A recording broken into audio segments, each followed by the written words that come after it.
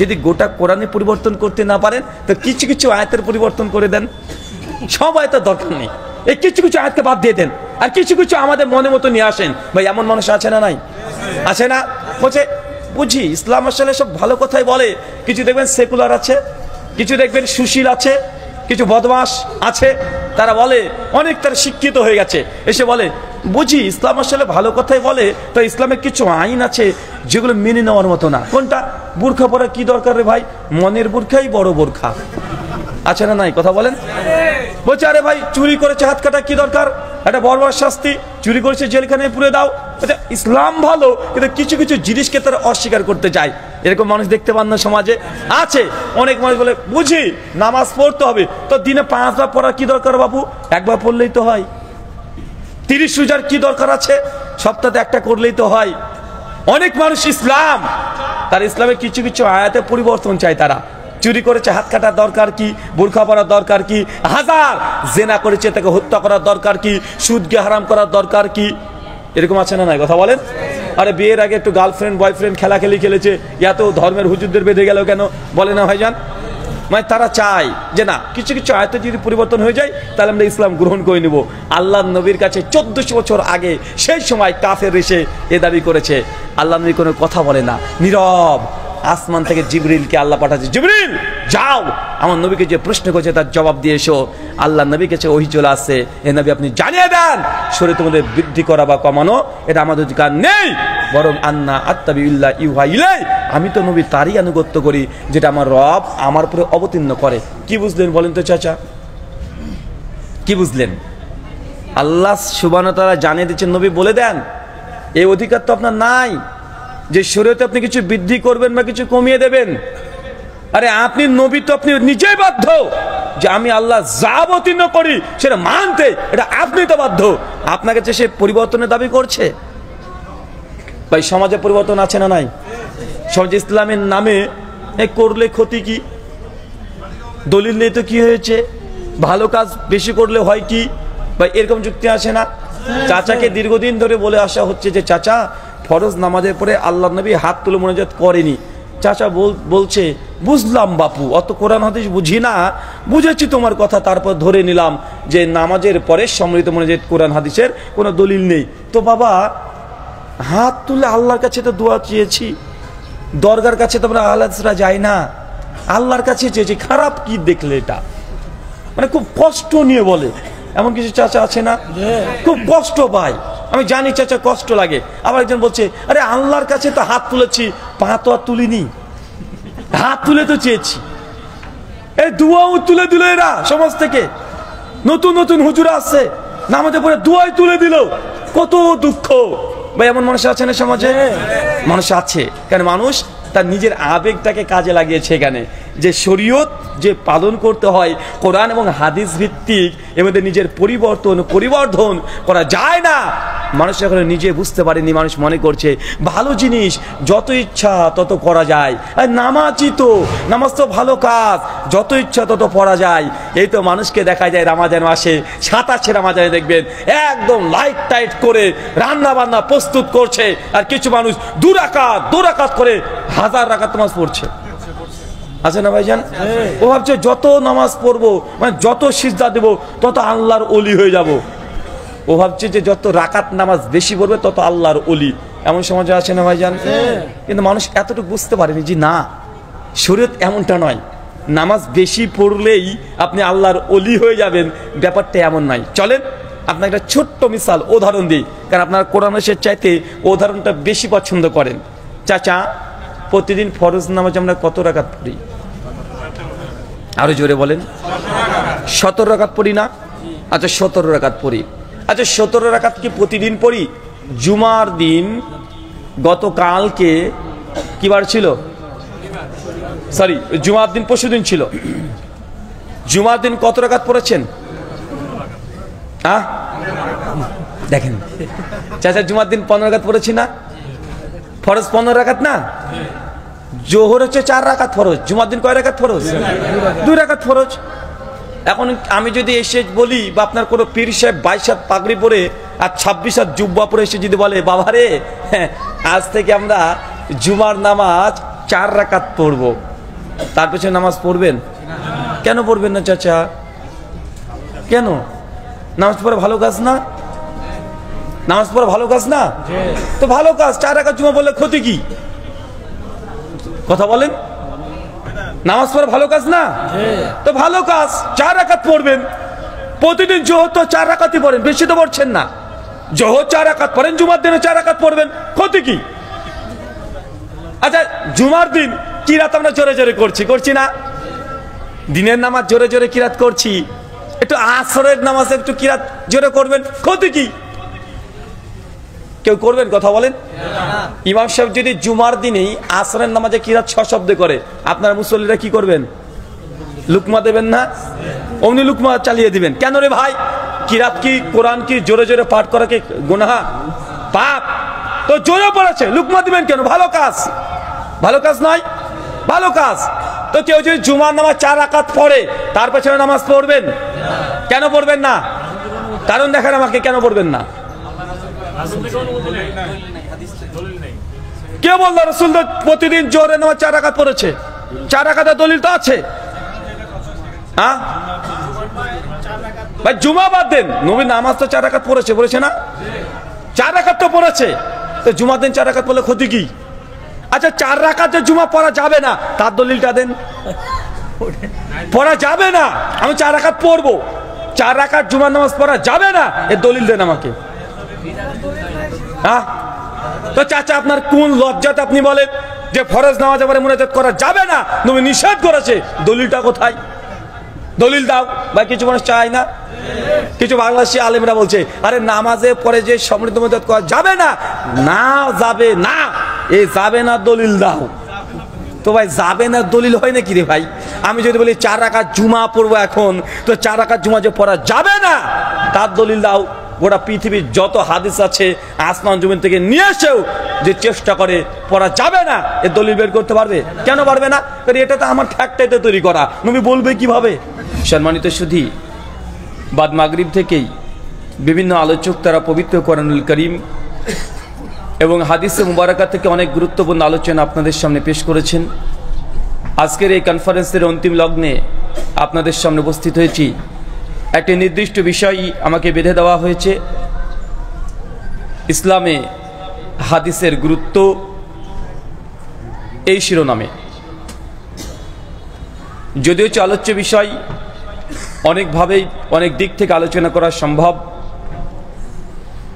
খুব লম্বা সময় আলোচনা করব না, খুবই সংক্ষিপ্ত পরিসরে হাদিসের গুরুত্ব এবং হাদিসকে সামনে রেখে যে সংশয়গুলো সমাজে আছে সেগুলোর সামান্য কিছু জবাব আপনার সামনে পেশ করব ইনশাআল্লাহ। হাদিসের গুরুত্ব। হাদিস এটা যদি সরাসরি বাংলাতে বলতে চান, হাদিস মানে কথা। হাদিস মানে কি? হাদিস মানে কথা। হাদিসকে আরবিতে মুহাদ্দিসদের পরিভাষায় অনেকভাবেই ডাকা হয়, কখনো হাদিস, কখনো খাবার, কখনো আসার, বিভিন্নভাবে মুহাদ্দিসদের নিকটে হাদিসের এই পরিভাষিক শব্দগুলো ব্যবহার করা হয়। আমাদের বিশেষ করে সার্বিক দিক থেকে উপমহাদেশে হাদিস এই শব্দটা বেশি আমরা পরিচিত। হাদিস মানে যে কোনো ব্যক্তির কথা হতে পারে, যে কোনো ব্যক্তির কথা। কোরআনে কাফেরদের কথাকেও আল্লাহ হাদিস বলেছে, কোরআনে আল্লাহ স্বয়ং নিজের কথাকেও হাদিস বলেছে, কোরআনে স্বয়ং মুহাম্মদ সাল্লাল্লাহু আলাইহি ওয়াসাল্লামের কথাকেও আল্লাহ সুবহানাহু ওয়া তাআলা হাদিস হিসাবে উল্লেখ করেছে। আমরা সেই সব হাদিসের কথা বলছি না যেটা কাফের, মুশরিক বা ব্যাপক প্রচলিত আবিধানিক অর্থে যে হাদিস, সে হাদিসের কথা বলছি না। যখন আমরা হাদিস এই শব্দটা ব্যবহার করি, তবে শরীয়তের দৃষ্টিকোণ থেকে নির্দিষ্ট একটা জিনিসকে আমরা বোঝানোর চেষ্টা করি। যেমন তালাক মানে বিচ্ছিন্ন করা, আজাদি করে দেওয়া। তালাক মানে কি? বিচ্ছিন্ন করে দেওয়া, আজাদ করে দেওয়া। এখন কি আজাদ করে দেওয়া? যে কোনো জিনিস, ইজাবু আর তালাক যখন বলবে, তাকে উন্মুক্ত করে দাও, ছেড়ে দাও। এখন যে কোনো ক্ষেত্রে হতে পারে, কিন্তু যখন আমরা শরীয়তের দৃষ্টিকোণ থেকে তালাক শব্দটা ব্যবহার করি, তখন বুঝতে হবে যে একজন স্বামী একজন স্ত্রীর সঙ্গে বিবাহ বিচ্ছিন্নের কথা বলা হচ্ছে। যেমন সালাত। সালাত মানে কি? সালাত মানে দোয়া। সালাতের আবিধানিক অর্থ হচ্ছে দোয়া। কিন্তু আমরা যখন সালাত শব্দটা ব্যবহার করি তখন আমরা কি বোঝাই? নামাজের তাকবীর থেকে সালাম পর্যন্ত যে রুকুন আহকামগুলো আছে কমপ্লিট যখন আপনি করবেন, এটাকে আমরা একটা সালাত বলি। তার যে কোনো জিনিসের একটা আবিধানিক অর্থ আছে আর একটা পারিভাষিক অর্থ আছে। কেন? কারণ আরবি ভাষা আমাদের নবী তিনি প্রথম নিয়ে আসেননি। আমাদের নবী আসার পূর্বেও আরবি ভাষা এটা ছিল। উদাহরণ দিয়ে একটা বিদআত, এই শব্দ পরিচিত না? বিদআত শব্দ এটাও আল্লাহ নবী যখন নবী না তার পূর্বে ওই বিদআত শব্দটা আরবি সাহিত্যে আরবি ভাষাভাষী মানুষরা বিদআত শব্দটা ব্যবহার করত। কি উদ্দেশ্যে? নতুন কোনো জিনিসকে বোঝানোর জন্য। কি বলেন তো? নতুন যে কোনো জিনিসকে বোঝানোর জন্য তারা বিদআত এই শব্দ ব্যবহার করত। এই শব্দটা ঠিকই থাকে। আল্লাহ নবী যখন তিনি আসলেন দাওয়াত নিয়ে, রিসালাত নিয়ে, তখন এই বিদআত শব্দটা শব্দ ঠিক থাকলো, কিন্তু এর গুণগত মান নবী এসে পরিবর্তন করে দিলেন। সালাত শব্দ ঠিক থাকলো, কিন্তু সালাতের গুণগত মান তিনি পরিবর্তন করে দিলেন। তালাক শব্দ আগেই ছিল, কিন্তু নবী যখন আসলেন শরীয়তের পোশাক পরিধান করে দিয়ে এর ব্যাখ্যা, এর বিশ্লেষণ, এর তাৎপর্য সবগুলোকে পরিবর্তন করে দিলেন। তাই আরবি কোনো শুধু শব্দকে সামনে রেখেই যদি আমরা আলোচনা করি তাহলে অনেক ক্ষেত্রে আপনি বিভ্রান্ত হয়ে যাবেন। আর বিশেষ করে দেখবেন আহলে কোরআন যারা আছে, যারা মুনকিরে হাদিসকে অস্বীকার করে দেয়, তারা সমস্ত কিছু তারা আবিধানিক অর্থটাকে প্রাধান্য দেয়। তারা হাদিস মানে কথা, এই হাদিস মানে শুধু কথা নয়, এর বিস্তীর্ণ আলোচনা আছে। চলেন তার আগে আপনাদের উদ্দেশ্যে দুটো নসিহা, মনটাকে উদার রেখে। আল্লাহ সুবহানাহু ওয়া তাআলা তিনি বলছেন কোরআনুল কারীম সূরা জুমার সূরা নম্বর 39 আয়াত নম্বর 18, আল্লাযীনা ইয়াসতামিউনাল কওল ফায়াত্তাবিউনা হাসানা উলাইকাল্লাযীনা হাদাহুমুল্লাহ ওয়া উলাইকা হুম উলুল আলবাব। বাংলা ভাবার্থ, আল্লাহ বলছেন আল্লাযীনা ইয়াসতামিউনাল কওল, যারা মনোযোগ সহকারে কথা শ্রবণ করে। কি বলেন তো? শুনতে পাচ্ছেন আমার কথা? আল্লাহ বলছেন যারা মনোযোগ সহকারে কথা শ্রবণ করে। কথা যখন শ্রবণ করবেন মনোযোগ লাগবে। এখানে মন হৃদয় পড়ে থাকবে শরীরটা, আর মন ব্যবসা করবে এমনটা যেন না হয়। আল্লাহ বলছেন যারা মনোযোগ সহকারে কথা শ্রবণ করে, আল্লাযীনা ইয়াসতামিউনাল কওল ফায়াত্তাবিউনা হাসানা। শুধু শোনা পর্যন্ত ক্ষান্ত নয়, শোনার পর হৃদয়কে উন্মুক্ত রাখতে হবে। এই নিয়াত সবসময় থাকবে, আজকে যে আমি শুনেছি এবং সবচেয়ে উত্তম যেটা আমি সেটাকে গ্রহণ করব। এই গ্রহণ করার মতো হৃদয় থাকতে হবে। যদি গ্রহণ করার মতো হৃদয় না থাকে, আল্লাহ কি বলছেন? উলাইকাল্লাযীনা হাদাহুমুল্লাহ, যাদের এই দুটো গুণ আছে আমি মূলত তাদেরকে হেদায়েত দিয়ে থাকি। মানে আল্লাহ সুবহানাহু ওয়া তাআলা গোটা বিশ্বের মানুষকে হেদায়েত দেবেন এমনটা নয়, আল্লাহ যাকে তাকে ধরে হেদায়েত দিয়ে দেন এমনটা নয়। যাদের হৃদয় থাকবে উন্মুক্ত এবং সব সময় জানার আকাঙ্ক্ষা, জানার আগ্রহ, জানার তৃষ্ণা যাদের মধ্যে আছে, তারাই দেখবেন মূলত হেদায়েত পায় না ভাইজান? কত দেখেন কাফের মুশরিক ইসলামের সমালোচনা করতে গিয়েছে। ইসলামকে সমালোচনা করা মানেও জানা, ও জানতে গিয়েছে, নেগেটিভ হোক অথবা পজিটিভ হোক। যখন ইসলামকে ভালোভাবে জানতে গিয়েছে সমালোচনা করার উদ্দেশ্যে, তখনই তার হৃদয়ে আল্লাহ সুবহানাহু ওয়া তাআলা অনেক মানুষ আছে যাদেরকে হেদায়েতের পিয়ালা পান করে দিয়েছেন। অনেকজন ইতিহাসে আছে না? Quran and Bible light of history of science, Maurice Bucaille দীর্ঘদিন ধরে ইসলামের সমালোচনা করার জন্য, ইসলামের ভুল বের করার জন্য ও তৎপর ছিল। যখন ইংরেজি যখন কোরআনুল কারীম পড়েছেন, বেশ কিছু কোরআন থেকে ভুলও বের করে ফেলেছেন। খুব খুশি যে মুসলমানরা বলে লা রাইবা ফি, কোনো সন্দেহ নেই আমি মরিস বুকাইলি একজন বিজ্ঞানী, আমি ভুল ধরতে পেরেছি ইংরেজিতে কোরআন পড়ে। আল্লাহ সুবহানাহু ওয়া তাআলা তাকে হেদায়েত করবেন, তার জন্য তার মাথাতে আল্লাহ অটোমেটিক বুঝিয়ে দিয়েছেন যে ইংলিশ ট্রান্সলেশন পড়ে ভুল হতে পারে। কোরআনের যে মূল আরবি ভাষা, এই আরবি ভাষা যতক্ষণ না তুমি জানছো ততক্ষণ ভুল ধরাটা এটা কোনো যুক্তিবান ব্যক্তির জন্য শোভনীয় নয়। তিনি আরবি ভাষা শিখেছেন, আরবি ভাষা শিখে কোরআনুল কারীমের প্রতি তার এত মহব্বত, ভালোবাসা, ইসলাম গ্রহণ করেছেন। কোরআন মাজিদের পক্ষে বৈজ্ঞানিক যে কতগুলো প্রমাণ আছে তার সবগুলো মরিস বুকাইলি তিনি জমা করেছেন। আর বাইবেলে যত ভুল আছে সব ভুলগুলো তিনি আরেক জায়গাতে জমা করেছেন, একটা বই লিখলেন, গোটা বিশ্বের মানুষকে তিনি তাক লাগিয়ে দিলেন। ডাক্তার জাকির নায়েককে চেনেন না ভাইজান? ডক্টর জাকির নায়েকের কোরআন অ্যান্ড মডার্ন সায়েন্স, এই যে একটা ডিবেট আছে উইলিয়াম ক্যাম্বেলের সঙ্গে, আছে না? উইলিয়াম ক্যাম্বেলের সঙ্গে যে ডিবেটটা ডক্টর জাকির নায়েক করেছেন, ওটা তার ব্যক্তিগত নিজের শুধু রিসার্চ নয়, বরং এই কোরআন অ্যান্ড মডার্ন সায়েন্স মরিস বুকাইলির গোটা বইটা তিনি পড়ে ওই বই থেকে 90% তিনি উইলিয়াম ক্যাম্বেলের বক্তব্য জবাব দিয়েছেন। বাইবেলের যে 38টা ভুল, এটা ডক্টর জাকির নায়েক একাই নাই, মরিস বুকাইলি তিনি বাইবেলের ভুলগুলোকে প্রথম ধরেছিলেন। তার মানে বোঝা যাচ্ছে অনেক মানুষ শুধু কোরআন মাজিদকে জানার আগ্রহ থাকলে আল্লাহ হিদায়াত করে দিতে পারেন কি পারেন না? পারেন। কিন্তু কেউ যদি বলে যে না শুনবো না, ওরা আলাদা, ওরা আহলে হাদিস, ওরা লা মাযহাবি, ওরা গায়ের মুকাল্লিদ, আগে থেকে যদি এই কথাগুলো বলে দেয় আর যদি আলোচনা শ্রবণ করতে না আসে, ভাই বলেন তো হিদায়াত পাওয়ার পথ আছে? আল্লাহ তো বলছেন যে না, আল্লাযীনা ইয়াসতামিউনাল কওল, যারা মনোযোগ সহকারে কথা শ্রবণ করে। আল্লাহ চাইলে আবু জাহেল, আবু লাহাব, উদবা, শাইবা, ফিরাউন, নমরুদ, হামান, এদেরকে আল্লাহ হিদায়াত করতে পারতেন কি পারতেন না? পারতেন। কিন্তু তাদেরকে করে নাই কেন? তা শুনতেই চায় না, শুনে নাই। নবী যখনই কোরআন মাজিদ পড়েছে, আবু জাহেল তার সঙ্গপাঙ্গকে নিয়ে আটকে রেখে দিয়েছে, খবরদার মুহাম্মদের মজলিসে কেউ যাবে না। কারণ তাদের একটা ভয় ছিল, উনার কাছে যেই যায় সে আর ফিরে আসে না। বর্তমান সমাজের কেউ মানুষ আছে না? নাই, আসে না? ওরা বলে যে আহলে হাদিস যারা আছে না, আসলে কথাগুলো কিন্তু ঠিকই বলে, আরে এদের মধ্যে কোনো শিরক পাওয়া যায় না, কোনো বেদাত পাওয়া যায় না। ওরা স্বীকার করে যে আহলে হাদিস এমন একটা মানহাজ, এরা শিরকও করে না, বেদাতও করে না, আমাদের কোনো ভুল ত্রুটি এরা বের করতে পারে না। অবশেষে কি বলে? এরা ইহুদির দালাল, খ্রিস্টানের দালাল। প্রমাণ কি? বুকের পুরো হাত বাঁধে। এমন আছে না? কথা বলেন। তো আমি তার জন্য বলেছিলাম, বুকের পুরো হাত বাঁধলে যদি ইহুদিদের দালাল হয়, তো মুফতি সাহেব আপনার বউ টাটকা ইহুদির দালাল, আপনার স্ত্রী, আপনার মেয়ে সবাই ইহুদির দালাল। কেন বলেন তো?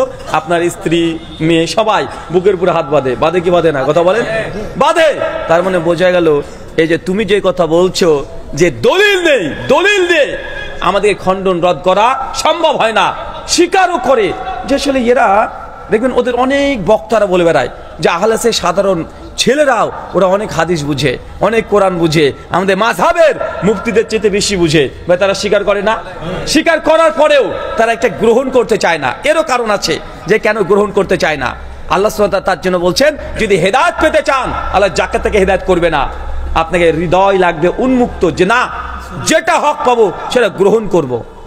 ওমর ইবনুল খাত্তাব তিনিও আল্লাহর নবীর কাছে চলে গেছিলেন একজন তরবারি নিয়ে, সনদে দুর্বলতা আছে, তরবারি নিয়ে চলে গেছে, আজকে মুহাম্মদ সাল্লাল্লাহু আলাইহি ওয়াসাল্লামকে শেষ করে দেবো, ভাই যায় নাই। কিন্তু হৃদয় উন্মুক্ত ছিল, হক জানার আগ্রহ ছিল, বোঝার চেষ্টা করেছে, তিনি শুনেছেন, তারপর তিনি ইসলামটাকে গ্রহণ করেছে।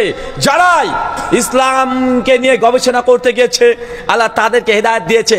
আর যারা গোলামি করেছে যে না, যা পেয়েছি, যা ছিল ওটাই মানবো, তারা হেদায়েত কোনোদিনই পায়নি। দ্বিতীয় আয়াত আল্লাহ বলছেন, আল্লাযীনা ইয়াসতামিউনাল কওল, যারা মনোযোগ সহকারে কথা শ্রবণ করে, ফায়াত্তাবিউনা হাসানা, আর শোনার পরে যেটা উত্তম জিনিস বেছে বেছে ওটাকেই গ্রহণ করে নাই। এখন বলেন তো, আল্লাহ যখন উন্মুক্ত করে দিলেন, যেটা উত্তম জিনিস সেটাকে গ্রহণ করে নাই, এখন উত্তম কোনটা? আমি যে কথা বলছি সেগুলো উত্তম কথা? আপনার পীর সাহেব যে কথা বলে সেটা কি উত্তম? আপনার হুজুরে যে কথা বলে সেটা উত্তম? মাওলানা যেটাকে বলছে সেটা উত্তম? না রবীন্দ্রনাথ ঠাকুর, না অ্যালবার্ট আইনস্টাইন? কে, কার কথা উত্তম কিভাবে বুঝবেন? আল্লাহ যে বললেন শোনার পরে সবচেয়ে উত্তম জিনিসের অনুসরণ করো, আনুগত্য করো, উত্তম কোনটা? গজল। এটাকে আগে জানতে হবে। এটা যতক্ষণ না জানছেন যে উত্তম কি, আপনাকে আমি বলবো, দেখেন সহিহ মুসলিম শরীফে এই হাদিস আছে, আর আপনি তখন জবাব দিয়ে বলেন তোমার মুসলিম শরীফ বাদ দাও, আমার মাওলানা শরীফ এই কথা বলে, আছে না ভাইজান? আমি বলবো হাদিস শরীফ, উনি বলবেন হুজুর শরীফ। আমি বলবো মদিনা শরীফ, উনি বলবেন যে দেওবন্দ শরীফ। এমন আছে না নাই? আমরা যতই নিয়ে যেতে চাই তাদেরকে ইসলামের মূল কেন্দ্রবিন্দু জায়গাতে, তারা ততই পিছু টানে। আল্লাহ এই জন্য বলছে সবচেয়ে উত্তম জিনিসের অনুসরণ করা। উত্তম জিনিস কোনটা? চলেন সে মুসলিম হাদিস নাম্বার 850 খুতবাতেই আহলে হাদিসরা প্রতিদিন পড়ে। আজকে আমি পড়েছি কি, ফাইন্না খায়রাল হাদিসি কিতাবুল্লাহ, সবচেয়ে উত্তম কথা কার কথা? আল্লাহর কথা। আল্লাহ বললেন যে শোনো, শুনে সবার কথা গ্রহণ করা যাবে না, সব কথা গ্রহণ করে নেবে এমনটি নয়, বক্তা যা বলছে তাই মেনে নেবে এটা নয়, যা পড়েছে সেটা গ্রহণ করবে এটা নয়, বরং যেটা হাসান উত্তম জিনিস সেটাকে গ্রহণ করো, আর যেটা উত্তম না সেটাকে বর্জন করে দাও। উত্তম কোনটা? আল্লাহ নবী বলছেন ফাইন্না খায়রাল হাদিসি কিতাবুল্লাহ, সবচেয়ে উত্তম কথা, সবচেয়ে ভালো কথা হচ্ছে আল্লাহর কথা। কার কথা? তার মানে কোরআনুল কারীমের কথা। ওয়া খায়রাল হাদি হাদি মুহাম্মদ সাল্লাল্লাহু আলাইহি ওয়াসাল্লাম, এরপর সবচেয়ে উত্তম কথা মুহাম্মদ সাল্লাল্লাহু আলাইহি সাল্লামের কথা। তার মানে আমরা বুঝতে পারলাম যে আমাদের যাই আসুক না কেন, যদি কোরআনের কথা আর হাদিসের কথা যদি আমাদের সামনে চলে আসে, এটা আমার বিরুদ্ধে গেলেও আপনাকে মানতে হবে। আমি জানি কোরআন হাদিসের এমন কিছু আয়াত আছে, এমন কিছু হাদিস আছে যে কোরআনের আয়াত, যে হাদিস আপনার বিরুদ্ধে চলে যাবে, শুনলে যেন আপনার কেমন কেমন লাগে, শুনলে যেন রাগ তৈরি হয়ে যায়। কেন? ওই যে একটা হাদিস আছে, আপনি জানেন এই হাদিস দীর্ঘ 34 বছর ধরে শেখ আব্দুর রাজ্জাক বিন ইউসুফ হাফেজাল্লাহ মুখ থেকে আপনারা শুনে আসছেন। একই হাদিস প্রতিদিন বলছেন, কেউ যদি জেনে বুঝে 1 টাকা সুদ খায়, মায়ের সঙ্গে জেনা করলে যে পাপ হয়, আপনি একাই সে পাপ করছেন। হাদিস শোনা আছে না? শুনে আপনার রাগও হয়, হ্যাঁ মায়ের সঙ্গে জেনা, আমি তো খাই, আরে আমি তো খাই, আমি তো সুদী ব্যাংকে চাকরি করি, আমি তো দারোয়ানের কাজ করি, আমার বাড়িতে তো বিভিন্ন রকমের লোন আছে, আমার দোকান প্রতিষ্ঠান তো লোনের। যখন এই হাদিসটা শুনে আপনার রাগ হয়, কিন্তু এটা হাদিস, এটা হাসান, এটা উত্তম। আল্লাহ বলছে যে উত্তম জিনিসের অনুসরণ করে উলাইকাল্লাযিনা হাদাহুমুল্লাহ, আমি মূলত তাদেরকে হেদায়েত দিয়ে থাকি। আপনার রাগ হবে জানি, আপনি ওই হাদিস শুনলেও আপনার রাগ হয়, মায়েদের রাগ হয়, বোনেদের রাগ হয়। যে আল্লাহ নবী বলেছেন, যে মেয়ে রাস্তা দিয়ে হাঁটবে, যদি সেন্ট আতর গোলাপ এই সুগন্ধি মেখে যদি রাস্তায় চলে আর পায়ে নুপুরের যদি আওয়াজ হয়, আল্লাহ নবী সেই মেয়েকে বলছে জেনাকারিনী, মানে আপনার ভাষায় সে নারী হচ্ছে বেশ্যা। আমি জানি এটাতে রাগ হওয়ার কথা, রাগ হয়, কিন্তু কিছু করা নাই। এটা উত্তম কথা, এটাই ভালো কথা, আপনার বিরুদ্ধে যেতে পারে। ভালো কথা প্রত্যেকটা আপনার পক্ষে আসবে এমনটি নয়, বরং সেই সময়তে সূরা ইউনূস খুলবেন, সূরা 10 আয়াত নম্বর 15-তে আবু জাহেল, আবু লাহাব, উদবা, সাইবা, বড় বড় কুরাইশের নেতারা আল্লাহ নবীর কাছে এসে বসেছে, বসে বলছে যে মুহাম্মদ সাল্লাল্লাহু আলাইহি ওয়াসাল্লাম, তাকে নবী তখন মানে না, এসে তারা বলছে যে আপনি যে কোরআনটা নিয়ে এসেছেন না, ওয়া ইতিবি কোরআনি গয়রি হাজা, আপনি যে কোরআনটা নিয়ে এসেছেন এই কোরআনটা অনেক কঠিন। আরে যত আয়াত নিয়ে এসেছেন না সব আমাদের বিরুদ্ধে চলে যায়। কত দুঃখ দেখেছেন? কার বলেন তো? আবু জাহেল, আবু লাহাব, উদবা, সাইবা, এরা এসে বলছে নবীকে, একদম মানে এখন ঝামেলা করে নাই, অনেক ঝামেলা করার চেষ্টা করেছে, মৃত্যুর হুমকি দিয়েছে, সম্পত্তির লোভ দেখিয়েছে নবীকে। তারপর যখন দেখছে নবী যে তার নিজ জায়গা থেকে পেছন সরে না, তো না আপোষ করতে এসেছে। কে? আবু জাহেল, আবু লাহাব, তারা অনেক চেষ্টা করেছে। সিজদারত অবস্থায় আমাদের নবী আলাইহিস সালামকে উটের নাড়ি ঘুড়ি চাপিয়ে দিয়েছে।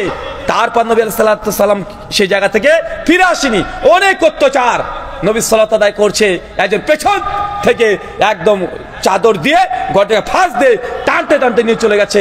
তারপরে নবীকে পেছনে ফেরাতে পারেনি। তো যখন দেখছে না শুনবে না আর কিছু, সব দল বেঁধে চলে এসেছে আল্লাহ নবীর কাছে। এসে আল্লাহ নবীকে আস্তে করে বলছে, ওয়া ইতিবি কোরআনি গয়রি হাজা, হে নবী মুহাম্মদ সাল্লাল্লাহু আলাইহি ওয়াসাল্লাম, তোমার উপরে যে কোরআনটা অবতীর্ণ হয়েছে না খুব কঠিন, তোমাকে নবী মেনে নেব, তবে একটা শর্ত আছে বাবা। কি শর্ত? ওয়া ইতিবি কোরআনি গয়রি হাজা, এই কোরআনটার পরিবর্তে অন্য একটা কোরআন নিয়ে আসি, তাহলে আপনাকে নবী মানবো। আরে যে আয়াত আসে সেটা আমাদের বিরুদ্ধে চলে আসে। এটা কাদের দাবি কথা বলেন? সেই সময় কাফেরদের দাবি। আরে তোমার কোরআনে যে আয়াত আসে সব আমাদের কুরাইশদের বিরুদ্ধে চলে যায়। আরে তোমরা বলো 360 মূর্তি মানা যাবে না, অথচ কাবার চতুর্পাশে 360 মূর্তি দিয়ে আমরা ব্যবসা করে খাই। তারা ব্যবসা করে খেতো না? লাত, মানাত, উজ্জা, এদের মূর্তি দিয়ে তারা লাখ লাখ কোটি কোটি টাকা সেই সময় তারা ব্যবসা করেছে, হজের সময় ব্যবসা করেছে। বলছে যে আয়াত আসে ঘুরে ফিরে একই কথা। কোরআনে যখন সূরাতুল ফাতিহা অবতীর্ণ হচ্ছে, ইয়াকা না'বুদু ওয়া ইয়াকা নাস্তাইন, আল্লাহ আমি তোমার ইবাদত করি, তোমার কাছে সাহায্য চাই। এটা আবু জাহেলের বিরুদ্ধে। এটা কার বিরুদ্ধে? এটাও আবু জাহেলের বিরুদ্ধে, আবু লাহাবের বিরুদ্ধে। কেন? আরে পড়ছে ইয়াকা না'বুদু ইয়াকা নাস্তাইন, আল্লাহ আমি তোমার ইবাদত করি, তোমার কাছে সাহায্য চাই। যখন মক্কার মানুষটা বুঝতে শুরু করেছে তার মানে হুবল কাজ কলা কিছু করতে পারে না, হুবলকে বাদ দিয়ে দিয়েছে। এত শুনলাম যে লাত মানাতুর যা হুবল এরাই সব ভালো মন্দ করতে পারে, কিন্তু কোরআন বলছে যে তোমারই ইবাদত করতে হবে আর তোমার কাছে সাহায্য চাইতে হবে। তখনই আবু জাহেলের বিরুদ্ধে চলে যায়। বর্তমান মুসলমানদের মধ্যেও যখন ইয়াকা না'বুদু ওয়া ইয়াকা নাস্তাইন এই আয়াতের বাংলা মানে করবেন, এক শ্রেণীর মানুষ তখন বলবে, মুখটা কালো করে চলে যায়। কেন জানেন? এই আয়াত বললেই কবরের কাছে কিছু চাওয়া যায় না, মাজার কিছু চাওয়া যায় না, পীর বাবার কাছে ছেলে চাইতে যাওয়া যায় না, তাবিজ পড়ার জন্য রাস্তা রাস্তা ঘুরে বেড়াতে হয় না। সেই সময় কাফেররা এই আয়াত বুঝেছিল, তার জন্য আল্লাহ নবীর কাছে এসে বলছে ওয়া ইতিবি কোরআনি গায়রি হাযা, মুহাম্মদ সাল্লাল্লাহু আলাইহি ওয়াসাল্লাম এই কোরআনের পরিবর্তে অন্য একটা কোরআন নিয়ে আসেন, তবে আপনাকে নবী মেনে নিব।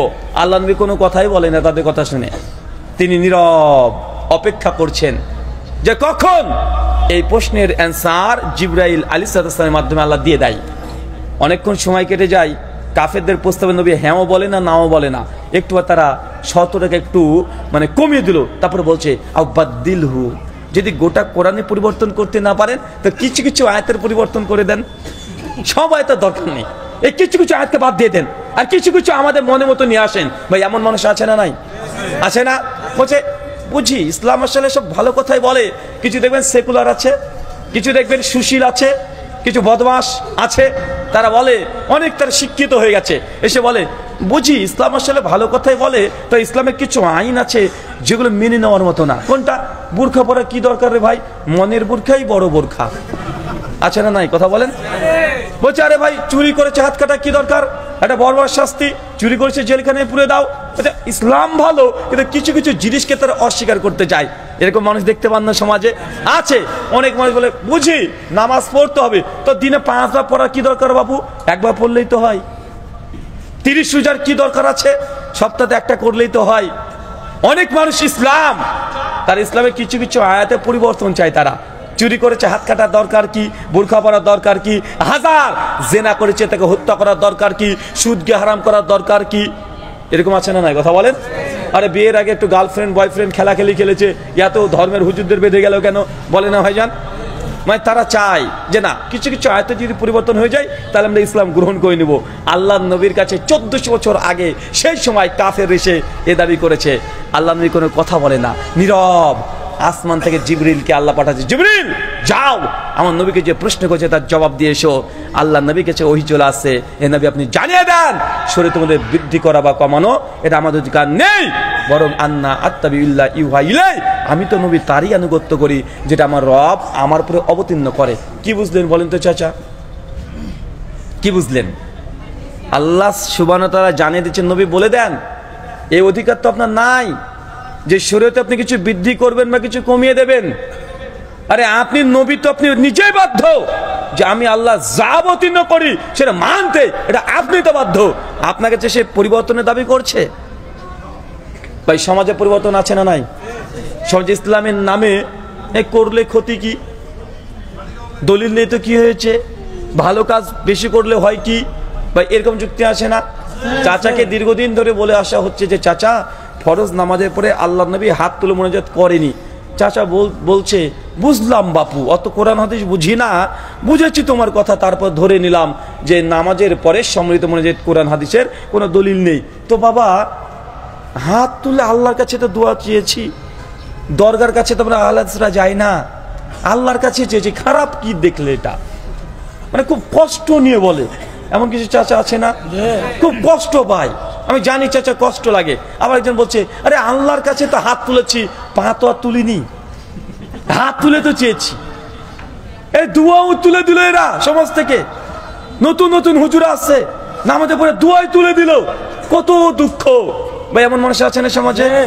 মানুষ আছে। কেন? মানুষ তার নিজের আবেগটাকে কাজে লাগিয়েছে এখানে, যে শরীয়ত যে পালন করতে হয় কোরআন এবং হাদিস ভিত্তিক, এর মধ্যে নিজের পরিবর্তন পরিবর্ধন করা যায় না।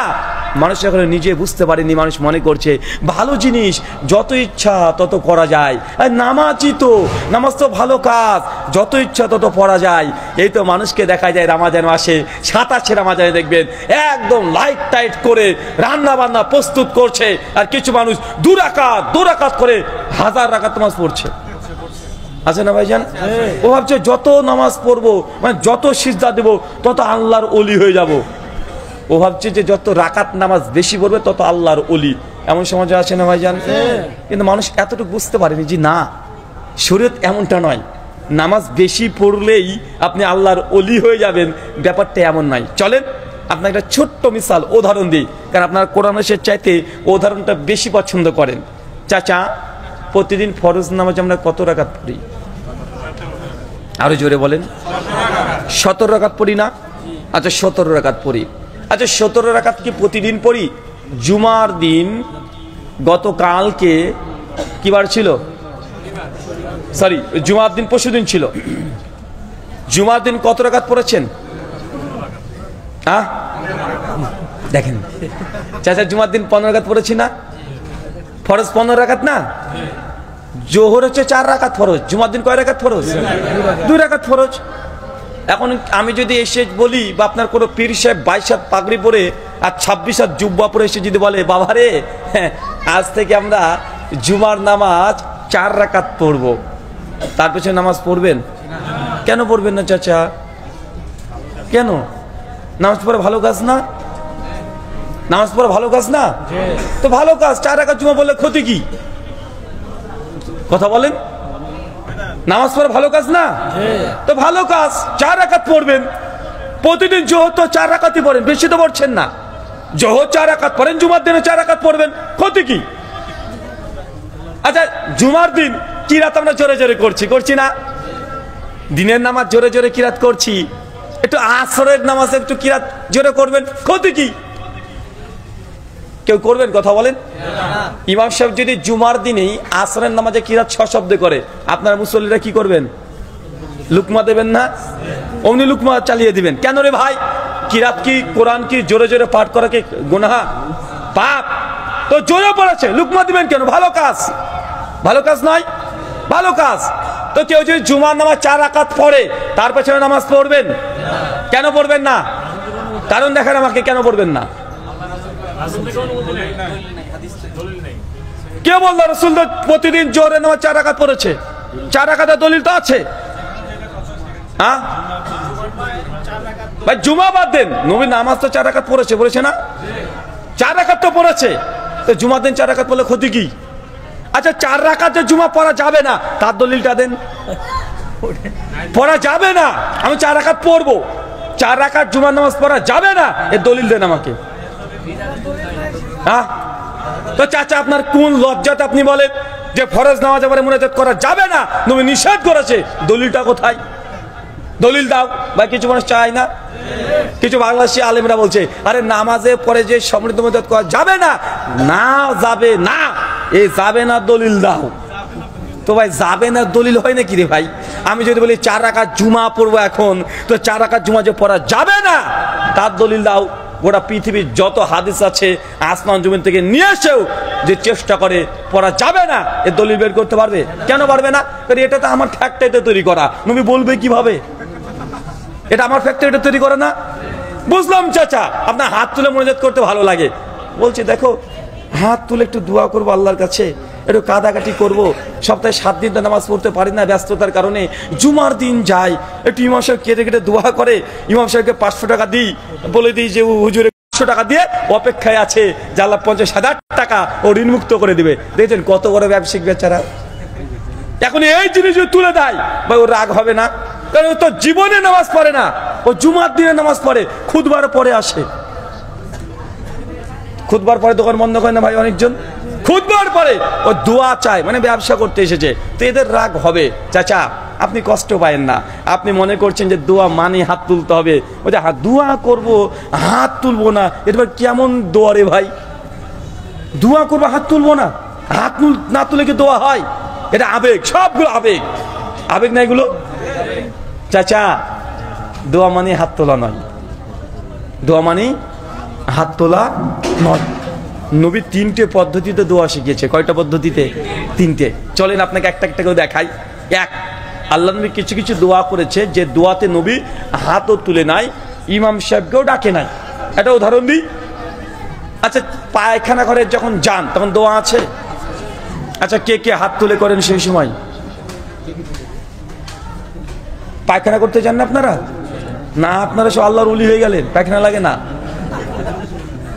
কেননা এই যে হুজুরে বক্তব্য দিয়েছেন একটা, যে আমাদের ইমাম সাহেব এত বড় বুজুর্গ, প্রতিদিন এশার নামাজে অজু দিয়ে ঢুকতো আর ফজর পর্যন্ত এক অজুতে নামাজ পড়তো, মানে অজু তারপরে ভাঙতো না।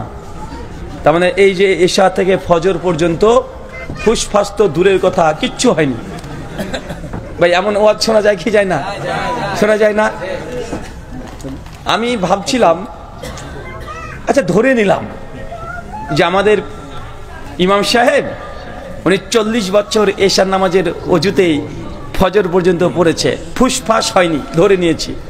বাথরুম প্রস্রাব লাগেনি, ধরে নিয়েছি। স্ত্রীর হক 40টা বছর, ভাই 4টে দিন তো না, 40 দিনও না। কত বছর? 40 দিন। তো স্ত্রীটার কি হয়েছিল রে ভাই? 40 বছর কি করলো? বা স্ত্রীর একটা হক আছে না নাই? আছে না? স্ত্রীর হক আছে। এখন বলতে পারে, আরে ভাই শুধু রাত্রেবেলায় যেতে হবে নাকি, দিন নাই নাকি? তো হুজুরে যে আবার লিখে রেখেছি একই বইয়ে, ফাজালে আমলে মুকদ্দমাতে লিখে রেখেছে, ফাজেল আমলের মুকদ্দমাতে লিখে রেখে দিয়েছে যে আমাদের ইমাম সাহেব 1 দিন 2 দিন নয়, টোটালি 50 বছর উনি রোজা রেখেছে। এখন বলেন, হিসাব বুঝান, দিন শেষ, দিন কি? দিন রোজাতে শেষ আর রাত নামাজে শেষ। বউটার কি দশা হয়েছিল ভাই? তার স্ত্রীর কি দশা হয়েছে? এটা তো আপনার বোঝার জন্য বললাম। আমার আর একটা পয়েন্ট মাথাতে আসে বারবার। আচ্ছা, যারা একটু আলেম কারা আছেন একটু হাত তোলেন তো কয়েকজন। আরে হাফেজ মাওলানা কিছু একটা, মাশাআল্লাহ। আচ্ছা বলেন তো, তাহাজ্জুদ জিনিসটা কি জিনিস? তাহাজ্জুদ কাকে বলে? রাতের সালাত। ফাতাহাজ্জাদ বিহা, ঘুম থেকে উঠে যে নামাজ পড়েন ওটা তাহাজ্জুদ। আসলে বাঙালিরা আমরা আরবি দেখলেই মানে ভাবি কি না কি, মানে আপনার প্রতি আমার রাগ আছে। এখন যদি আরবিতে শেখ এখানে আরবিতে 1 পৃষ্ঠা খসখস করে 10খানা গালি লিখে দেন তো, গালিগালাজ বুঝেন না? 10খানা 20খানা গালিগালাজ লিখে দিয়েছে এখানে। আর আপনাকে আপনি আপনার শত্রু, মানে আপনার উপরে আমার খুব রাগ আছে, হুজুর মানুষ, সরাসরি গাল দিতে পারবো না, আরবিতে লিখে দিয়েছি 2-10টা গালিগালাজ খিস্তি হাতে দিয়ে দেয়, বলে ভাই ধর, এটা ধর, একবার ধর। ও ধর, বলে আরবি ধরা যাবে না। কেন? বলছে অজু নাই। এমন আছে না ভাইজান? মানে ও আরবি দেখলে ভাবছে কোরআন এটা। আর যদি সকালবেলায় যদি দেখে যে রাস্তাতে কোনো আরবি পড়ে আছে কাগজে, ও সঙ্গে সঙ্গে ভাববে মনে করে ফেরেশতা বরকতের দোয়া লিখে দিয়ে গেছে, সঙ্গে সঙ্গে তুলে চুমু টুমু খেয়ে 4 ভাঁজ করে একদম ডাইরেক্ট বুক পকেটে ও লুকিয়ে রাখবে এইভাবে এইভাবে, এবার হাতকে চেপে ধরবে যে না পালিয়ে যায়, মানে পেছনে ও রাখবে না। কেন? ওটা পাছা। মানে বাঙালির আরবিতে ভক্তি আছে, আলহামদুলিল্লাহ, ভক্তি থাকা ভালো, কিন্তু অতি ভক্তি বা চোরের লক্ষণ। মানে বেশি ভক্তি দেখানো আবার ভালো না। মানে আমাদের এই বাঙালিদের অনেক প্রবলেম আছে। মানে হুজুরদের মুখে একটু 2-4টা আরবি শুনলে ভাবে কি না কি রে বাবা, কত বড় আল্লাহর ওলি, কি যে একটা বললো, কি বললো ও নিজেও বুঝে না। হুজুর বলছেন আমার চেয়ে রব্বানা জালামনা আনফুসানা, বাংলা মানে আল্লাহ অনেক গুনাহ করেছে, আল্লাহ অনেক পাপ করেছে, আল্লাহ আল্লাহ তুমি ক্ষমা করো। কে বলছে বলেন তো? হুজুরে। মুসল্লি বলছে আমিন, আল্লাহ তুমি কবুল করো, হুজুর গুনাহগার পাপিষ্ট, পাপ ক্ষমা করো। কথা বুঝতে পারলেন না ভাইজান? হুজুরের পরে বলছে, হুজুরে দেখেছে বাড়িতে বউ দেখেছে খুব ঝামেলা করেছে, তোমার হুজুরগিরি তোমার ছোটাচ্ছি, দাঁড়াও, কোনো কাজ নেই, শুধু হুজুরগিরি করে সংসার চলবে, দ্রুত বাড়িতে আমার ফ্রিজ লাগবে, কোথা থেকে পাবা আমার জানা নাই। হুজুরও টেনশনে আছে, নামাজ টামাজ শেষ করে মসজিদে গিয়ে এখন দোয়া করছে, রব্বানা আতিনা ফিদ দুনিয়া হাসানাতাও, বাংলা মানে আল্লাহ তুমি আমাকে দুনিয়ায় যা আছে সব দাও, মানে মাথায় আছে ওই যে ফ্রিজ লাগবে, হুজুর ওই দোয়া করছে রব্বানা আতিনা ফিদ দুনিয়া হাসানাতাও, আর মুসল্লি বলছে আমিন, আল্লাহ তুমি কবুল করো, হুজুরকে গাড়ি বাড়ি সব দাও। এখন আপনি কি নিলেন ভাই? আপনি কি নিলেন? মানে আমাদের বাঙালিদের এই প্রবলেমটা খুব বেশি আছে। মানে ভুল যেটা ও বুঝেই না এটা ভুল। চাচা ওই যে মাঠ ক্ষেত খামারে ছোটবেলাতে শুনেছি ওই যে সাপে দুধ খায় না গরুর, হ্যাঁ? আরে বলেন না রে ভাই, ওই যে ডাঢ়া সেটা সাপ আছে না, মাঠে যখন গরু বাঁধা থাকে সেই সময়তে সাপে গিয়ে দুধটাকে খেয়ে চলে আসে। সিনেমাতেও তো দেখা যায় ওই যে বিন বাজায় আর সাপ ক্যালবাল ক্যালবাল করে চলে যায়, দুধ দিলে দুধ খায়, আবার মানুষ একেরা হাত উপরে তোলে সাপ হয়ে যায়, সিনেমাতে দেখা যায় না? আচ্ছা, আমরা তো বাঙালি, যারা মাধ্যমিক পাস করেছেন তারা জানেন বলে সাপ দুধ খেতে পারে? হ্যাঁ, খেতে পারবে? আরে সাপ দুধই খায় না, ওকে জোর করে খাওয়ালেও সাপ দুধ খেতে পারবে না, কারণ সাপের দুধ হজম করার জন্য যে সেলুলাস এনজাইম দরকার সাপের শরীরে নাই। সাপ মশা মাছি পোকা মাকড় ব্যাং এই মাংস জাতীয় এইসব খাবার খায়, ও দুধ খেতে পারবে না, লিকুইড খাবার দুধ খেতে পারে না। সিনেমাতে দেখেন, যে সিনেমাতে মেলা কিছুই দেখেন, আমরা শুনে আসছি দীর্ঘদিন ধরে সাপ দুধ খায়, অথচ সাপ দুধ খায় না। সাপের কাছে ওই যে বাইদিগুলো দিকে দেখবেন বিন বাজায়, জোরে জোরে বিন বাজায়, আর সাপ থেকে মানুষ হয়, মানুষ থেকে সাপ হয়, কত কি খেলা দেখায়, অথচ সাপ শুনতেই পায় না, ওর কানই নাই, শ্রবণ শক্তি নাই। কথা বুঝতে পারলেন না মনে হয়? আচ্ছা, এটা কোন মাস চলছে? ডিসেম্বর মাস, তাই না? আচ্ছা, বড়দিন কোনটাকে বলে গো? সামনে 25শে ডিসেম্বর আসছে, বড়দিন, তাই না? আরে কথা বলে না, 25শে ডিসেম্বর বড়দিন তো। আচ্ছা, যারা মাধ্যমিক পাস করেছে তারা বলো তো, এমনি সায়েন্টিফিক ভাবে বড়দিন কোনটা, কয় তারিখ? হ্যাঁ, 21শে জুন। মাশাআল্লাহ, বলে দিয়েছে। সায়েন্টিফিক ভাবে 21শে জুন এটা হচ্ছে সবচাইতে বড় দিন, দিনের দিক থেকে সবচাইতে লম্বা দিনটা বড় হয়। চাচা আপনার মাথা কেন ঢোকেনি, আপনার ভাষায় বুঝিয়ে দিই। চাচা, শীতের সময় দিন বড় হয় না দিন ছোট হয়? দেখেন ডিসেম্বর পড়ে গেছে, দিন ছোট হচ্ছে না? ডিসেম্বরের দিন ছোট হয় না বড় হয়? দিন তো ছোট হয়। আরে 25শে ডিসেম্বরের ছোট দিন, আপনি বলছেন বড় দিন। আরে গরমের সময় দিন বড় হয়, শীতের সময় রাত বড়, দিন ছোট, আপনি বলতে পারেন বড় রাত। 25শে ডিসেম্বর কি বড় রাত? এটা ছোট দিন কোনোভাবেই না, সরি, ছোট বড় দিন কোনোভাবেই না, কিন্তু গোটা বিশ্ব মানুষ পালন করছে 25শে ডিসেম্বর, এটাই বড় দিন। এখন আমি কি করতে পারি রে ভাই? দেখছি 25শে ডিসেম্বর এটা দিন ছোট, রাত বড়, তারপরে আমাকে শিখাচ্ছে না এটাই বড় দিন, তো আমিও বড় বলছি বড় দিন। আপনাকে কয়েক শত কথা বলতে পারবো। আচ্ছা বলেন তো, 14ই ফেব্রুয়ারি এটা কি দিন? আরে জোরে বলেন। ভ্যালেন্টাইন ডে, বাংলা কি? ভালোবাসা দিবস। মাশাআল্লাহ, কত শিক্ষিত। 14ই ফেব্রুয়ারি কি? Valentine day. যুবকরা বলছে বাংলা মানে কি? ভালোবাসা দিবস। কোন ডিকশনারিতে আছে ভ্যালেন্টাইন ডে বাংলা ভালোবাসা দিবস? বুঝতে পারেন না? আরে ভালোবাসা দিবস ইংরেজি কি? লাভ ডে। বিশ্ব ভালোবাসা দিবস হবে ওয়ার্ল্ড লাভ ডে। ভ্যালেন্টাইন ডে এর বাংলা মানে ভালোবাসা দিবস। দেখেন সমাজে চলছে কথাগুলো, চলছে না? চলছে। দেখছেন 25শে ডিসেম্বর এটা ছোট দিন, কিন্তু আমি বলছি বড় দিন। আমি জানি সাপ দুধ খায় না, কিন্তু আপনি সাপকে দুধ খাওয়াচ্ছেন। ভ্যালেন্টাইন ডে এর বাংলা মানে কখনো ভালোবাসা দিবস হয় না। ভালোবাসা দিবসের ইংরেজি হয় লাভ ডে, ওয়ার্ল্ড লাভ ডে, বিশ্ব ভালোবাসা দিবস, ন্যাশনাল লাভ ডে, এগুলো হতে পারে। কিন্তু ভ্যালেন্টাইন ডে এর বাংলা জিন্দেগিতে ভালোবাসা দিবস পৃথিবীর কোনো ডিকশনারিতে নাই। কিন্তু আমরা বলছি কি বলছি না?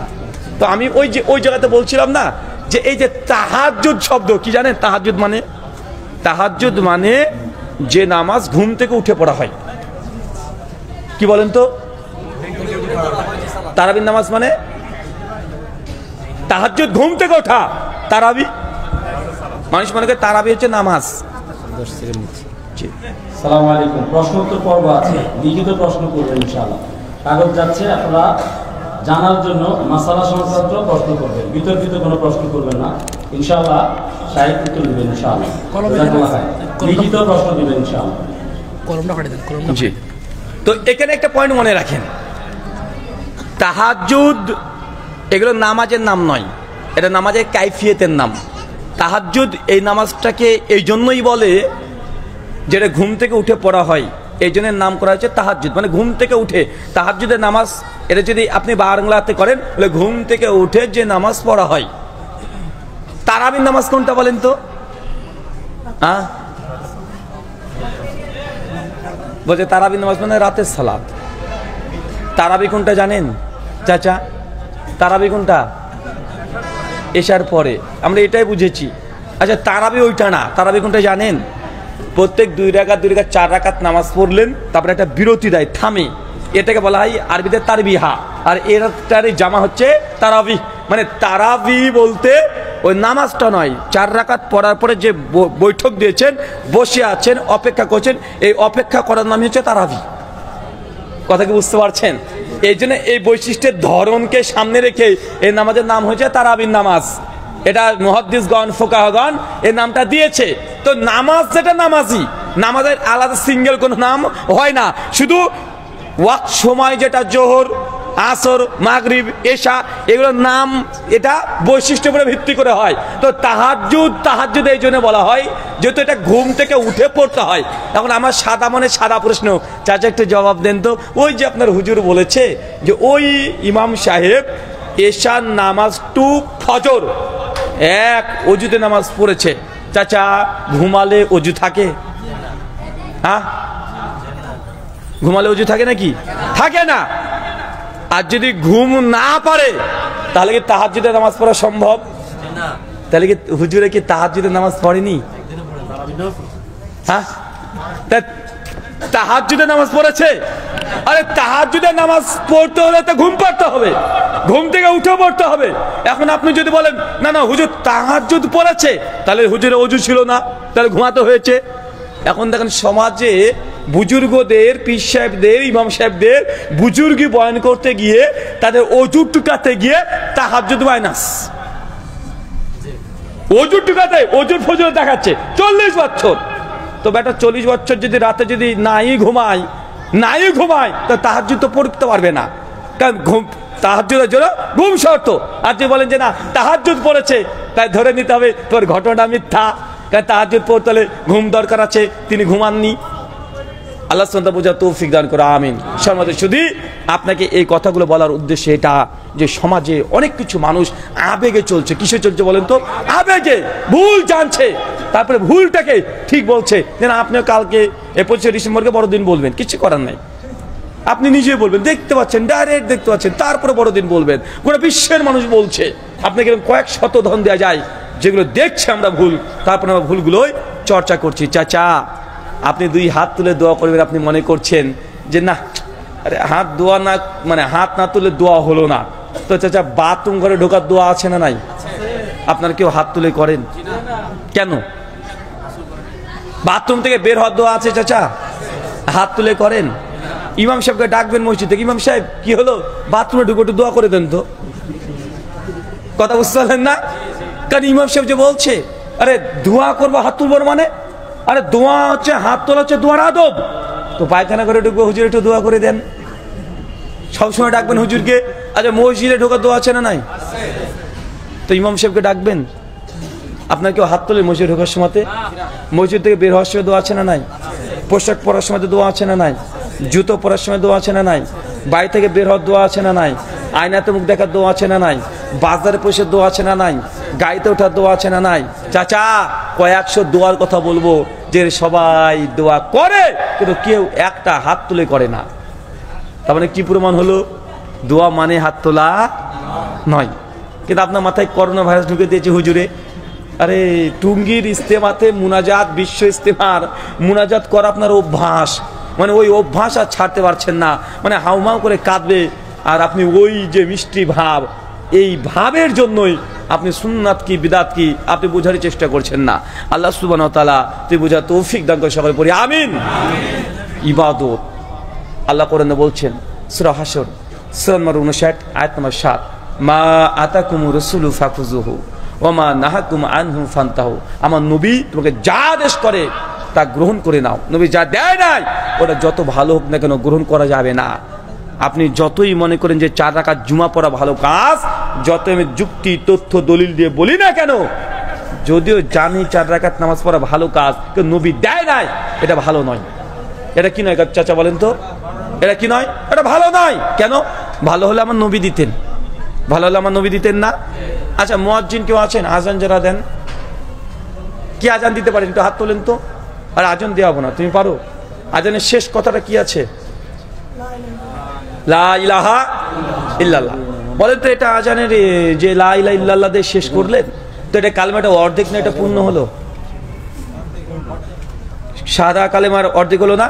লা ইলাহা ইল্লাল্লাহ, এটা দিয়ে তো আজান শেষ হয় নাকি? কি বলছেন? এটা দিয়ে তো নাকি?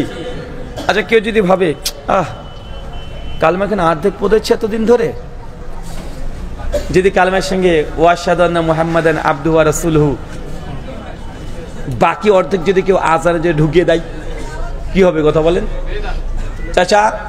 কেউ যদি আজানের শেষে লা ইলাহা ইল্লাল্লাহ দিয়ে শেষ করলো, কেউ যদি বাবা এ তো তাহিরি রে ভাই, তাহিরি কাছে একবার এসেছিল না? হ্যাঁ মাশাআল্লাহ মাশাআল্লাহ, দেখেন এই ধর কি এটা প্রচুর কামড় দেয়। হ্যাঁ জাগিয়ে জাগিয়ে মাশাআল্লাহ মাশাআল্লাহ, এই জোরে মাশাআল্লাহ। কিসে ছেড়ে দেন, ছেড়ে দেন, ওর মতো যেতে দেন। এই কুমিল্লা তো তাহিরির অঞ্চল না, ভাগ্যিস তাহির এবার পাঠায়নি তো ওটা, যে দেখ ওই আমাদের মা বোনের আবার আছে দেখবেন, সকালবেলা থেকে থালা বাসন মাজছে, ওই চালের উপর যদি কাক যদি কাঁ কাঁ করে, মা বোন সব কাঁদতে লাগে। কি হলো? চাচিকে বলবে, কি বাবা চাচি কাঁদছে কেন? বলছে কেউ মনে মারা গেছে আমার। তো কি ভাবে বুঝলে? বলে কাঁ এসে ডাকলো যে, বলে না? মানে কত রকমের কুসংস্কার, ডিজিটাল কুসংস্কার, এক একজনের এক এক রকমের। তো আপনাকে এই কথা বলার চেষ্টা করছি যে শরীয়ত যতটা কোরআন সুন্নাহ দ্বারা প্রমাণিত অতটাই পালন করেন, এর অতিরিক্ত যাই করতে যাবেন ভালো হলেও সেটা ভালো না। যেন আযানের শেষ বাক্য লা ইলাহা ইল্লাল্লাহ, কেউ যদি আবেগ দেখিয়ে মুহাম্মদ রাসূলুল্লাহ বলে আযান শেষ করে, আযান হবে না বাতিল? কেন? কালেমা গোটা পড়া কি ভুল? ভুল না, কিন্তু এই জায়গায় ভুল। কেন? এই জায়গায় নবী দেয় নাই। মাগরিবের নামাজ 3 রাকাত, কেউ যদি ভালোবাসা দেখে 4 রাকাত পড়ে, নামাজ হবে না বাতিল? বাতিল। তার মানে বোঝা গেল নামাজ, রোজা, হজ, যাকাত যা কিছু আছে কোরআন মাজিদে যা প্রমাণিত তাই পড়তে হবে, এর বৃদ্ধও করা যাবে না, কমানো যাবে না। আল্লাহ সুবহানাহু ওয়া তাআলা তুই বোঝা তৌফিক দান করো, আমিন। জি, প্রশ্ন উত্তর নিয়ে নেন। আপনারা এভাবে হাঁটাহাঁটি করবেন না।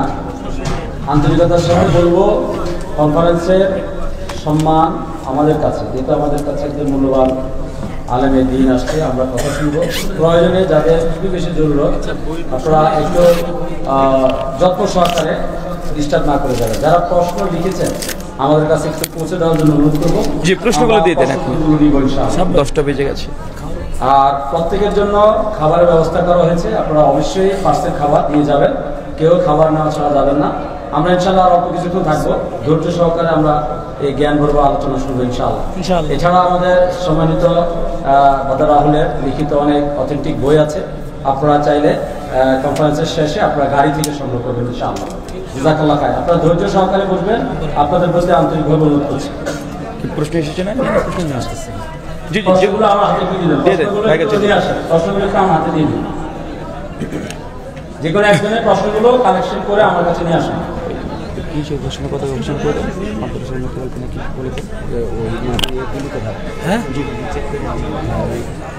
ইয়ার প্রচুর প্রচুর এটা কোথায় দিয়ে দেন।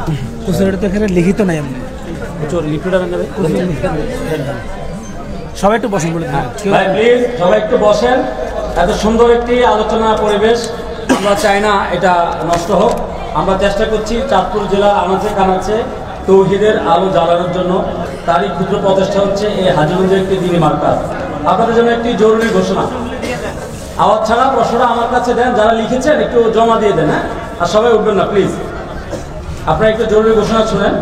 আমাদের কচুয়াতে একটি দ্বীনি মার্কাজ হয়েছে অনেকদিন আগে থেকে, জানেন, কয়েক বছর ধরে ধারাবাহিকভাবে সেখানে ইসলামী সম্মেলনগুলো হচ্ছে অত্যন্ত মানসম্মত, এবং বাংলাদেশের টপ যে আলেমগুলো আছে তাদেরকে নিয়ে কিন্তু আমাদের এই কনফারেন্সগুলো অনুষ্ঠিত হচ্ছে। তো Chandpur Tawheed academy and Islamic centre এর উদ্যোগে আমাদের 10ম বার্ষিক, সুবহানাল্লাহ, সবাই বলি মাশাআল্লাহ, 10ম বার্ষিক 2 দিন ব্যাপী সালাফি কনফারেন্স 2 ও 3 জানুয়ারি ইনশাআল্লাহ 2025, 2 ও 3 জানুয়ারি বৃহস্পতিবার ও শুক্রবার।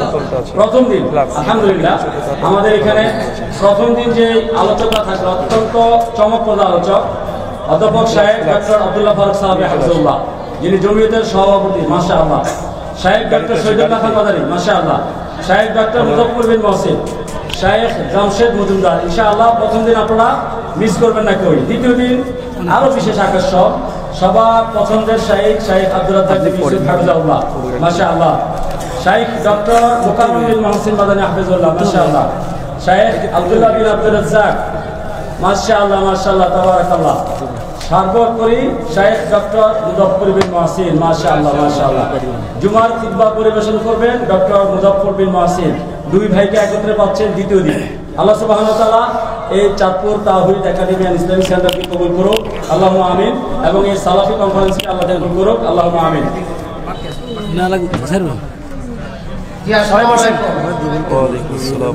আমাদের এখানে আরেকজন গুণীজন বক্তা আছে, সারা বাংলাদেশ সবাই ছিলেন, তিনি হচ্ছেন সাইদ ডক্টর কামাল উদ্দিন জাফরি সাহেব। আপনারা যারা আমাদের কচুয়াতে তো গত বছর গিয়েছেন, এবারও যারা যাবেন, আপনারা যারা রাত্রে থাকবেন তাদের খানার ব্যবস্থা রয়েছে, থাকার ব্যবস্থা রয়েছে, এবং সকালে পদের উপর দাস আছে। জুমার কথা তো আমাদের শেখ মুজাফফর বিন মহসিন দিবেন ইনশাআল্লাহ। জানুয়ারি 2 তারিখ বৃহস্পতিবার, 3 তারিখ শুক্রবার আপনাদের হাজিপুর বাসী সবাই যাওয়া হবে ইনশাআল্লাহ। আলহামদুলিল্লাহ যেহেতু প্রশ্ন আসছে আমরা অল্প কয়েকটা প্রশ্ন দিয়ে ইনশাআল্লাহ শেষ করে দিব। সকলের মেহমানদারির ব্যবস্থা আছে, একটু বসেন। আপনারা এই কনফারেন্স সৌন্দর্য মণ্ডিত আপনারাই করবেন। আসসালামু আলাইকুম, আমি মিজানুর রহমান শেখ। আমার প্রশ্ন, শেয়ার মার্কেট বা পুঁজি বাজার ব্যবসা সম্পর্কে হালাল হারাম একটু ধারণা দিবেন। জমির বা দালালি কি হালাল না হারাম? প্রথম কথা, শেয়ার বাজার বা শেয়ার মার্কেটিং এটা সম্পূর্ণভাবে পুরোটাই হালাল নয়, আবার সম্পূর্ণ শেয়ার মার্কেটিং হারামও নয়। এখন আপনি শেয়ার মার্কেটিংয়ের অনেকগুলো টার্ম অ্যান্ড কন্ডিশন আছে এবং তাদের অনেকগুলো বিজনেস আছে। কোথায় আপনি ডিপোজিট করছেন এটা আগে জানতে হবে, তার টার্মস অ্যান্ড কন্ডিশন কী আছে সেটাকে দেখতে হবে, তারপরে প্রশ্নের অ্যান্সার করা হবে। ডাইরেক্ট শেয়ার বাজার হালাল অথবা হারাম ফতোয়া দেওয়া যাবে না, কেন অনেক অংশ আছে শেয়ার মার্কেটের, অনেকগুলো আছে হালাল বৈধ পন্থায়, আবার অনেকগুলো আছে হারাম। তাই আগে না জেনে বলতে পারবো না। সূরা আন-নিসা আয়াত 36 আল্লাহ জানিয়েছেন, ওয়ালা তাকফু লাইসা লাকা বিহি মিন ইলম ইন্নাস সামাআ ওয়াল বাসারা ওয়াল ফুআদা কুল্লু উলাইকা কানা আনহু মাসউলা। যে বিষয়ে তোমার জানা নেই, কমপ্লিট না জেনে সে বিষয়ে তুমি কথা বলো না, নিঃসন্দেহে তোমার চক্ষু কর্ণ জিহ্বা কিয়ামতের মাঠে জিজ্ঞাসিত হতে হবে। সূরা আন-নিসা আয়াত 36। জি, এক ভাই মানুষের মতো আহলে কোরআন প্রশ্ন করছে, এটা আপনারা সহিহ হাদিসের যে প্রমাণ দেন এগুলোর কি কোনো পাণ্ডুলিপি পবিত্র কোরআনের মতো প্রমাণ করা সম্ভব কিনা? আপনি কতটা বা আমরা কতটা সুনিশ্চিত হব যে হাদিসের কতগুলি কোনো বিকৃতি হয়নি এখনো? শুকরান, জাযাকাল্লাহ খায়রান। ভাই প্রশ্ন করেছেন যে হাদিসের কোনো পাণ্ডুলিপি আছে না নাই। 2, আমরা কিভাবে নিশ্চিত হব যে হাদিসের মধ্যে কোনো বিকৃতি হয়েছে কি হয়নি? ভাই এগুলো তো জাজল্য সকলেই জানে। আচ্ছা, যিনি প্রশ্ন করেছেন তিনি কি এখানে উপস্থিত আছেন?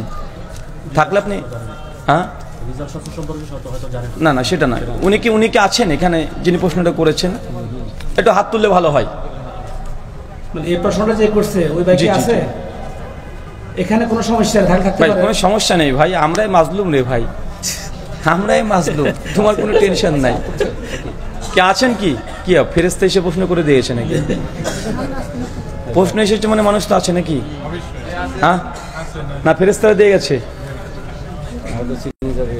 ভাই কে রে ভাই, একটু হাত তোল বাপ।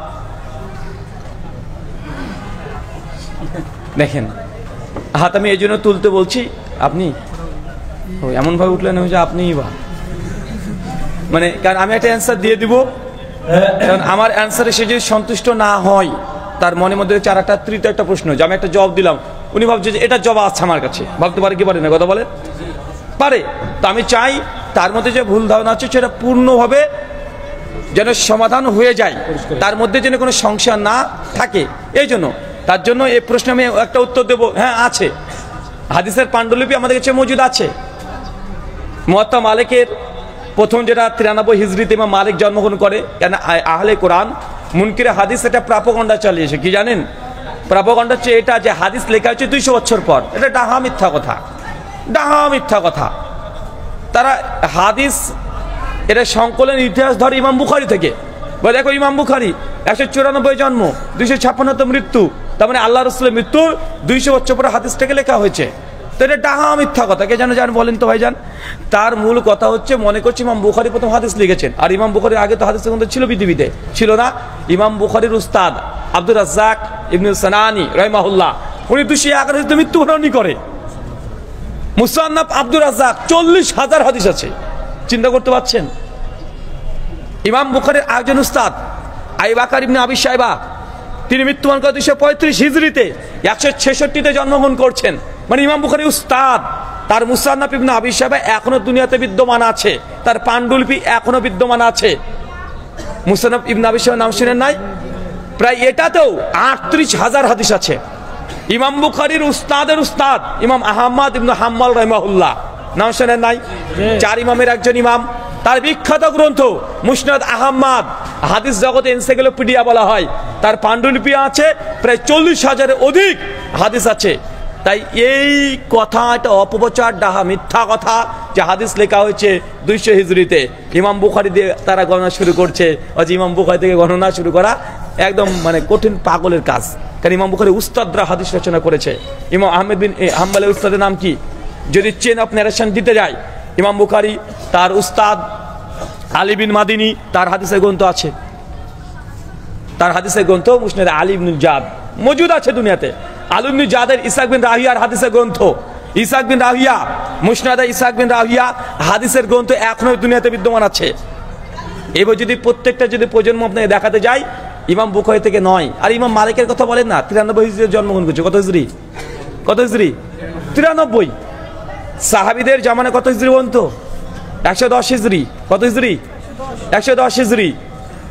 তো হাদিসের যদি গণনা করতে হয় তাহলে নবী থেকে নয়, সাহাবী থেকে করতে হবে। কি থেকে করতে হবে? সাহাবী থেকে। তো সাহাবীরা 110 হিজরি পর্যন্ত ছিল, যেন যা আনাস বিন মালিক থেকে শুরু করে আরো অনেকেই 93 হিজরি পর্যন্ত তিনি জীবিত ছিলেন। আবু তুফাইল 107 মৃত্যুবরণ করে, এগুলো নবীর সাহাবী। তাই ভাই এই অ্যান্সার যদি চান আমি অ্যান্সার দিয়ে দিলাম, কিন্তু আপনি যদি স্যাটিসফাইড না হন, তার জন্য বলেছিলাম যদি আপনি সঙ্গে থাকেন, সামনে থাকেন, আপনি প্রশ্ন করতে পারেন। কেন এই যে স্ট্যান্ডার্ড প্রশ্নের যে হাদিসের মধ্যে বিকৃত হয়েছে কি হয় নাই? অবশ্যই হয়েছে। কেন হাদিসের মধ্যে বিকৃত হবে না? হয়েছে। হাদিসের মধ্যে সহি আছে, হাদিসের মধ্যে জাল আছে, এই জন্য তো মুহাদ্দিসগণ বলে দিয়েছে এই হাদিস সহি, এটা জাল, বলেছে না ভাইজান? তাই কোনো জিনিসের মধ্যে সহি, কোনো জিনিসের মধ্যে জয়ীফ, জাল এসেছে বলে গোটা শাস্ত্রটাই জাল, এ দাবি করা একটা অযৌক্তিক। এটা অযৌক্তিক না ভাই? তওরাত, জবর, ইনজিল, এই 3টে আসমানি গ্রন্থ, এটা কি মধ্যে তারা বিকৃত করেছে? বিকৃত করে নাই। তার মানে কি সেটা কি তৌহিদ মজুদ ছিল না? ছিল না? ছিল। আল্লাহ নবী স্বয়ং তওরাতকে নিয়ে তিনি মাথাতে রেখেছেন, চুম্বন করেছেন। সুনান আবু দাউদের 4603 নম্বর হাদিস বিভিন্ন জায়গাতে পাওয়া যায়। তাই অ্যান্সার দিলে আমাদের দেওয়া যায়, কিন্তু আপনি কতটুকু সন্তুষ্ট হবেন এই জন্য বলছি, শেষ পর্যন্ত যদি আপনি এখানে থাকেন আপনি বলতে পারেন, এরপর আপনার প্রশ্ন আছে। শুকরান। আর একটা দুটো প্রশ্ন নেবেন সবাই, সবাই করে বসেন। বিবাহ সমর্থন না থাকলে করণীয় কি?